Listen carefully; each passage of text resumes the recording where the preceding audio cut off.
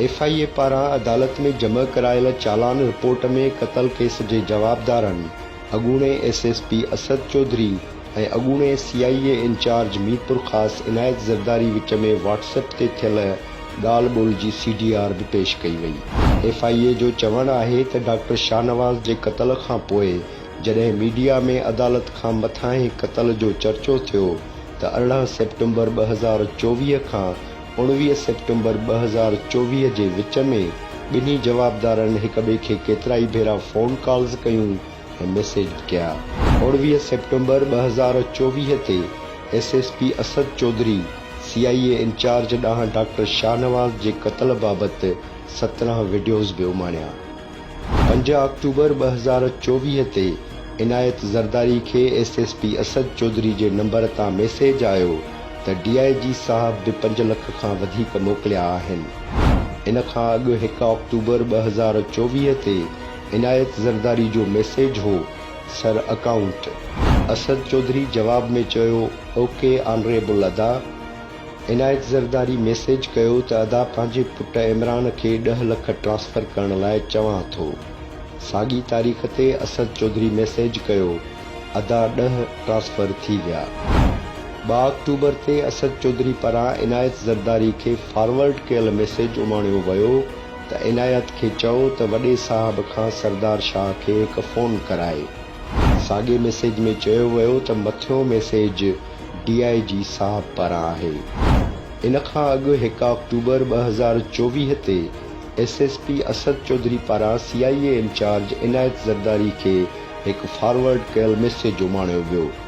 इनायत को कहो अदी से होम मिनिस्टर को कॉल करा दे। मैंने उनको मैसेज किया है पर मेरा मैसेज शायद इतने काम का न हो।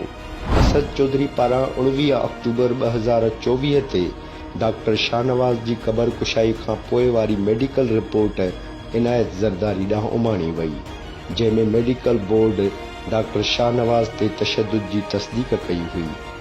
साॻे ॾींहुं SSP असद चौधरी DIG जावेद जिस्कानी जो फॉरवर्ड कयल मैसेज इनायत ज़रदारी ॾांहुं उमाणियो, जंहिंमें चयो वियो हो इनायत और दानिश से अगर इधर हैं तो हम भी मिल लें। 25 अक्टूबर 2024 ते असद चौधरी इनायत ज़रदारी ॾांहुं मैसेज कयो त मुंहिंजा ऑनरेबल अदा इंशाअल्लाह 5 लख अॼु मोकिलींदुसि। मूं शबीर जिस्कानी खे चयो आहे त उहो बि 5 लख मोकिलींदो ऐं कुल 15 लख थींदा। शबीर तव्हांखे कॉल कंदो ऐं इंशाअल्लाह अल्लाह जी मदद सां अॻिते वधंदासीं। FIA जे चालान में अॻूणे CIA इंचार्ज मीरपुर ख़ास इनायत ज़रदारी ऐं DIB इंचार्ज दानिश भट्टी विच में फ़ोन ते थियल ॻाल्हि ॿोल जो रिकॉर्ड बि शामिल कयो वियो आहे। चालान जी रिपोर्ट मूजिबि 21 सेप्टेम्बर 2024 ते इनायत ज़रदारी दानिश भट्टी खे मैसेज कयो त मीर मुनव्वर के लिए तैयारी करके रखना, पहली पेशी में सस्पेंशन ऐं मुंहिंजी धार मोतली वग़ैरह।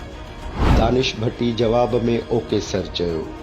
22 सेप्टेम्बर ते इनायत ज़रदारी मैसेज कयो त न्याज़ खोसे से हाल हवाल लो क्या हुआ। 22 सेप्टेम्बर ते दानिश भट्टी इनायत ज़रदारी खे मैसेज कयो त सतार एतराफ़ कयो आहे। इनायत ज़रदारी पुछो केरु थो चवे। दानिश भट्टी जवाब ॾिनो ख़लील हुन जो एतराफ़ वरितो आहे। 30 सेप्टेम्बर ते दानिश भट्टी इनायत ज़रदारी खे मैसेज कयो त सर मौलाना अची वियो आहे, सभु प्री अरेस्ट बेल लॻियूं आहिनि, हाणे हलंदी। 13 अक्टूबर 2024 ते इनायत ज़रदारी दानिश भट्टी खे मैसेज कयो त मुंहिंजे ख़्याल में SSP उमरकोट साॻियो बयानु ॾिनो आहे जेको हुन इंक्वायरी कमेटी आॾो ॾिनो हो। दानिश भट्टी जवाब में चयो त सर मूं तव्हांखे कल्ह ई ॿुधायो हो। 14 अक्टूबर ते इनायत ज़रदारी दानिश भट्टी खे मैसेज करे चयो त हा पर मौत खां अॻु तशद्दुद साबित थियण जे सूरत में असांजो केस मुतासिर थींदो। FIA पारां डॉक्टर शाहनवाज़ कुंभर जे क़त्ल केस में मीरपुर ख़ास जी दहशतगर्दी टोड़ अदालत में जमा करायल चालान रिपोर्ट में रूपोश जवाबदार ऐं अॻूणे DIG मीरपुर ख़ास जावेद जिस्कानी ऐं अॻूणे CIA इंचार्ज इनायत ज़रदारी विच में थियल फ़ोन ते ॻाल्हि ॿोल जो रिकॉर्ड बि पेश कयो वियो आहे। जवाबदारनि जे फ़ोन जी CDR मूजिबि 16 अक्टूबर 2024 ते जावेद जिस्कानी इनायत ज़रदारी खे मैसेज कयो त जुडिशियल इंक्वायरी में शाहनवाज़ कुंभर जे तौहीन वारे केस खे न विधो वियो आहे। इहा ॻाल्हि मूंखे सम्झ में नथी अचे। हाणे लॻे थो त फॉरेंसिक रिपोर्ट बि लिकाई वेंदी।